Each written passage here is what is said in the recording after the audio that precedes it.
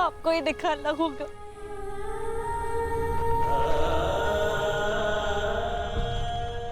एक माता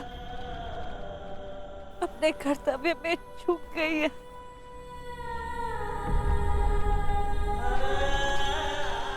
एक पितामह नहीं चूक सकते ताजश्री। कुछ कीजिए। हर बार भीष्म के समक्ष ही भीष्म स्थिति क्यों उत्पन्न हो जाती है? क्यों?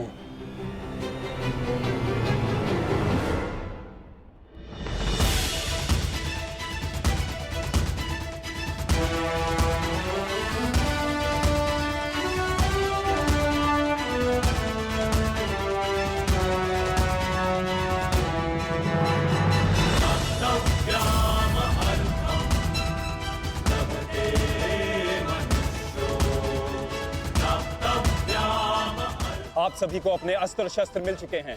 अब आप लोग कहां और किस व्यू में रहेंगे ये समझ लीजिए। ये कुरुक्षेत्र है और हमारे सामने होगी कौरव सेना। हमारी सेना का दायां पक्ष मैं संभालूंगा और बायां पक्ष महाबली भीम, और मध्य में होंगे गांडीवधारी अर्जुन। और कौरवों की सेना में द्रोणाचार्य, अश्वत्थामा, कर्ण, दुर्योधन जैसे महारथी होंगे, और सबसे आगे होंगे महाबली, इच्छा मृत्यु के वरदानधारी भीष्म।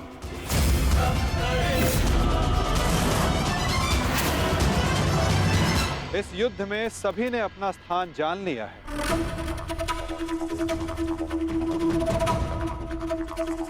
अब तुम सुनो पार्थ, तुम इस युद्ध के, इस सेना के सबसे महत्वपूर्ण भाग में हो, और युद्ध की अलिखित नीति यही है कि प्रारंभ निर्णायक होता है, और एक कुशल और विजय प्रारंभ न केवल सेना का मनोबल बढ़ाता है, अपितु उसे विजय की ओर भी लेकर जाता है।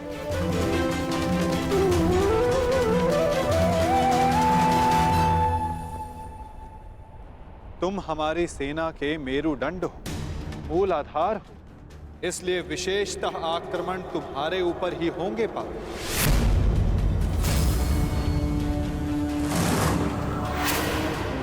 और युद्ध में तुम्हारे समक्ष खड़े होंगे तुम्हारे पितामह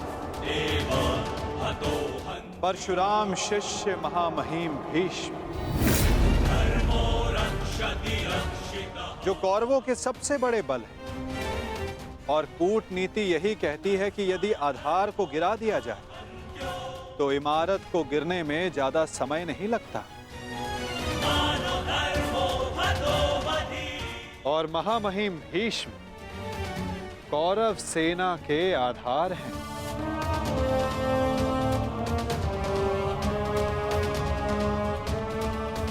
और तुम्हें उन्हें गिराना ही होगा। यदि युद्ध के प्रथम दिन ही तुम उन पर हावी हो जाओ तो ये हमारे पक्ष के लिए सर्वोत्तम होगा पार्थ।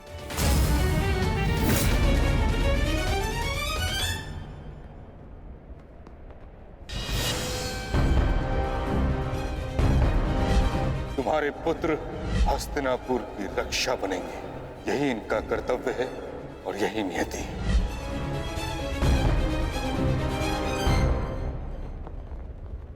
कहां खो गए पार्थ? मैं बस यही सोच रहा हूं माधव, पितामह पर वश कैसे कर पाऊंगा। वो देव गुरु बृहस्पति और भगवान परशुराम के शिष्य हैं, और उस पर उन्हें इच्छा मृत्यु का वरदान प्राप्त है। ऐसे विकट योद्धा को कैसे पराजित कर पाऊंगा मैं? कैसे रोक पाऊंगा मैं उन्हें? उत्तम, अति उत्तम, बधाई हो पार्थ। तुम तो महाभारत का युद्ध प्रारंभ होने से पूर्व ही पराजित हो गए।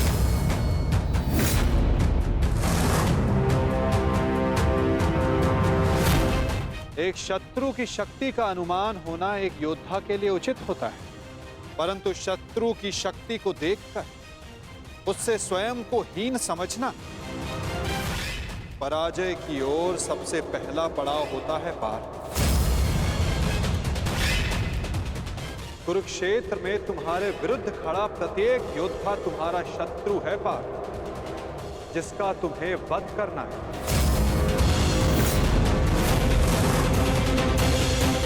अन्यथा आज तुम भीष्म से भयभीत, कल तुम कर्ण से होगे, परसों तुम ये कहोगे कि मैं आचार्य द्रोण का सामना कैसे करूं। यदि ऐसा ही रहा तो कैसे पूर्ण करोगे अपने साथ हुए अन्याय का प्रतिकार? कैसे लोगे पांचाली के अपमान का प्रतिशोध? अपनी प्रतिज्ञाएं कैसे पूर्ण करोगे पार्थ? बताओ। यदि युद्ध में विजय होना है तो उसका केवल एक ही मार्ग है पार्थ, या तो शत्रु का सर झुका दो या फिर उसका सर संधान कर दो।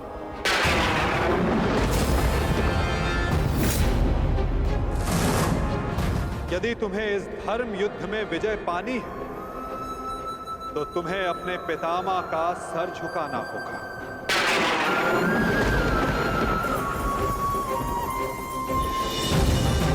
या फिर उनका सर संधान करना होगा पार्थ। और यही तुम्हारा धर्म है पार्थ। केवल गंगा पुत्र भीष्म ही नहीं, तुम्हें हर उस योद्धा का वध करना होगा, हर उस योद्धा को दंड देना होगा जो धर्म स्थापना के मार्ग में आए।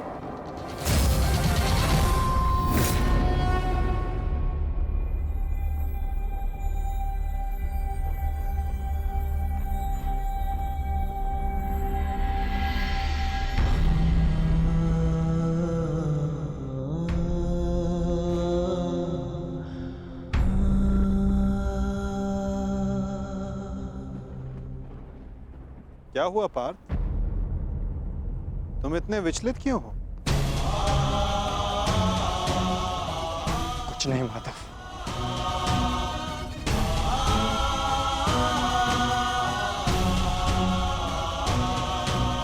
अपने सखा से सत्य छिपाना इतना सरल कार्य नहीं है पार्थ।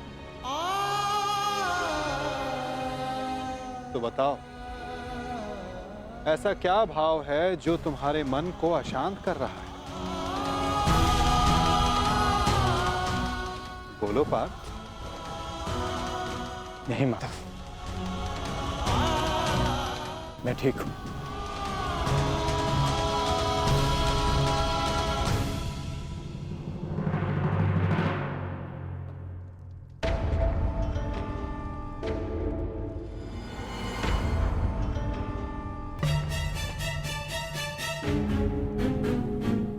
सब पहुंच गए,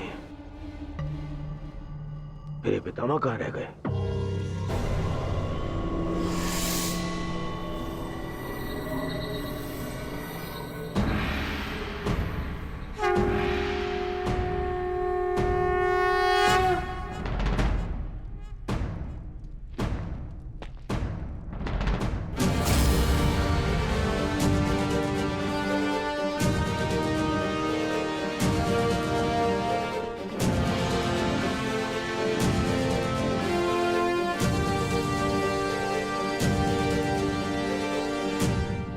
सभा आरंभ की जाए। सभी रथी, महारथी और योद्धा आकर वो अस्त्र ग्रहण करें जिससे उन्हें युद्ध में प्रयोग करना है।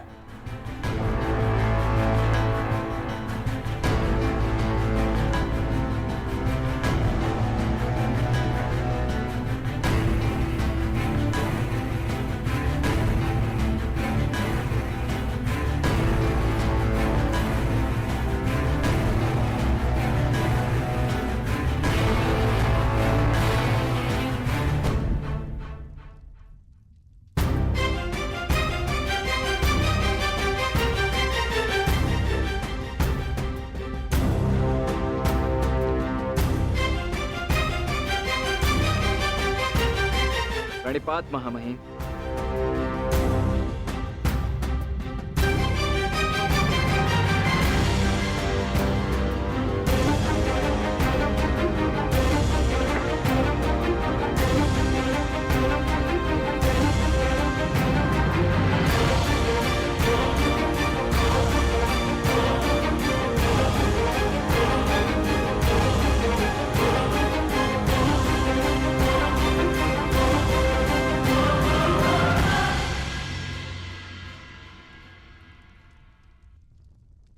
यशस्वी भव।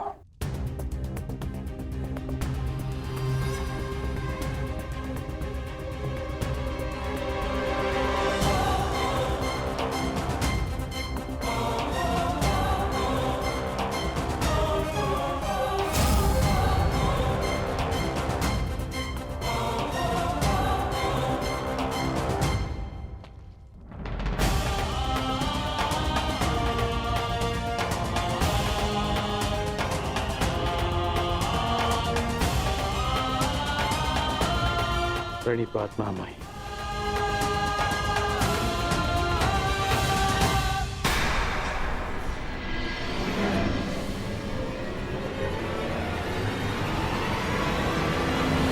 वो सहोदर एक दूसरे का रक्त ना भाई, ये उत्तरदायित्व आपको ही लेना होगा ताज। प्राण की रक्षा केवल आप ही कर सकते हैं।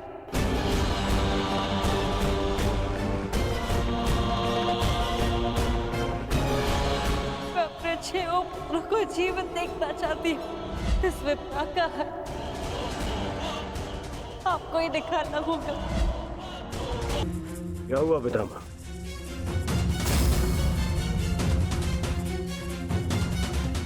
इसका क्या अर्थ है? इसका अर्थ है कि एक सूत पुत्र मेरी ओर से युद्ध में भाग नहीं लेगा।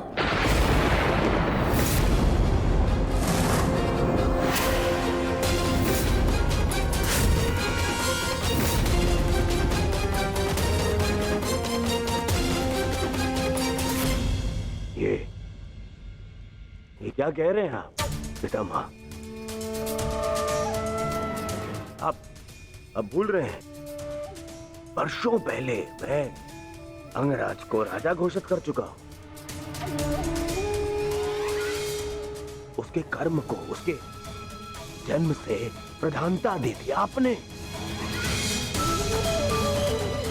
कर्ण ने मेरे लिए दिग्विजय प्राप्त की है।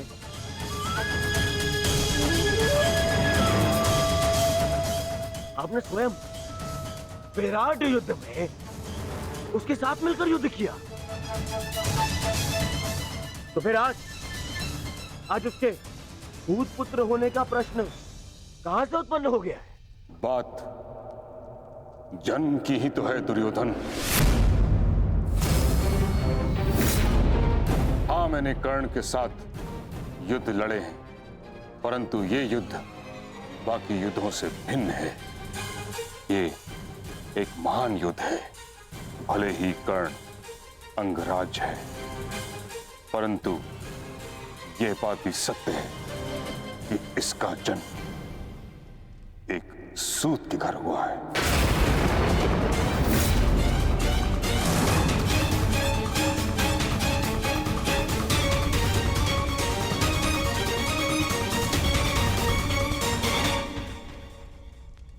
मैंने सदा इस पल की प्रतीक्षा की है जब मैं ये सिद्ध कर सकूं कि जीवन जन्म पर नहीं, कर्म पर निर्भर होता है। और आज जब ये समय आया तो आप मुझसे कह रहे हैं कि मैं रिक्त हाथ लौट जाऊं। यह युद्ध केवल मेरा अधिकार नहीं, मेरे जीवन जीने का लक्ष्य है। आप मुझसे मेरा अधिकार, मेरा लक्ष्य मत छीनिए। मैंने अपने मित्र को वचन दिया है कि इस युद्ध में मैं उसकी रक्षा करूंगा, पूर्ण रूप से मैं उसकी सहायता करूंगा, चाहे मेरे प्राण क्यों ना चले जाएं।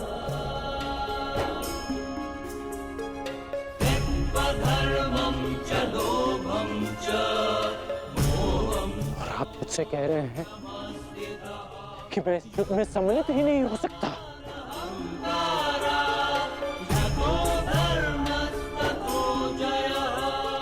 ऐसा क्या अपराध कर दिया मैंने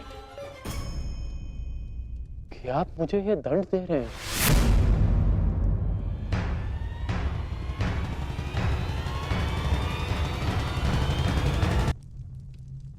कि आप मुझे यह दंड दे रहे हैं?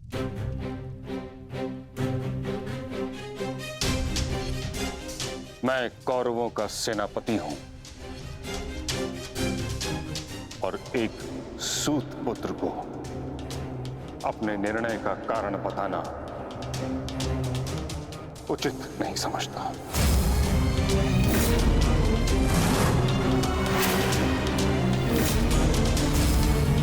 और ये मेरा अंतिम निर्णय है कि जब तक मैं युद्ध भूमि में हूं तब तक कर्ण युद्ध भूमि से दूर रहेगा।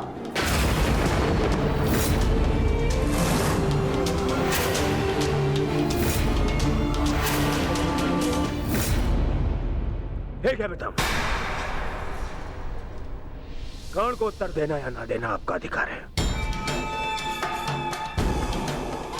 परंतु एक सेनापति का कर्तव्य भी है और धर्म भी कि वो अपने युवराज के हर एक प्रश्न का उसे उत्तर दे। तुम्हारा पितामह होने के नाते मैं इस प्रश्न का उत्तर देना उचित नहीं समझता।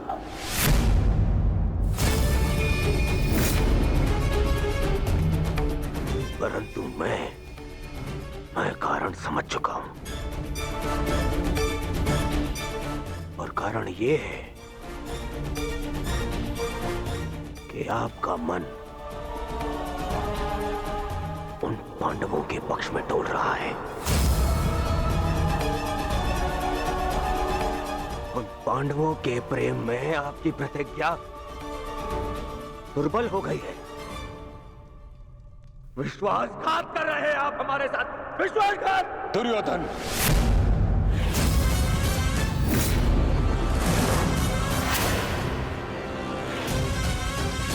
नहीं पितामह, मुझ पर क्रोध दिखाने से आपका सत्य बदल नहीं जाएगा, और सत्य यही है कि आप पांडवों का पक्ष ले रहे हैं। आप जानते हैं कि यदि कर्ण ने इस युद्ध में भाग लिया तो वो आपके उन प्यारे पांडवों का नाश कर देगा, और इसी उद्देश्य के चलते आप कर्ण को इस युद्ध से दूर रखना चाहते हैं। तुम्हें जो समझना है समझो दुर्योधन, परंतु मैं किसी को भी अपना उद्देश्य बताना उचित नहीं समझता।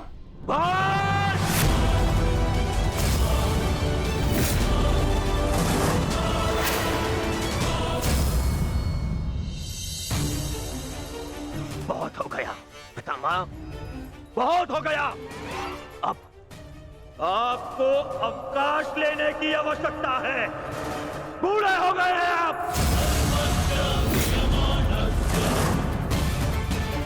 इसीलिए मैं महाराज धृतराष्ट्र का ज्येष्ठ पुत्र दुर्योधन आपको आपके कर्तव्य से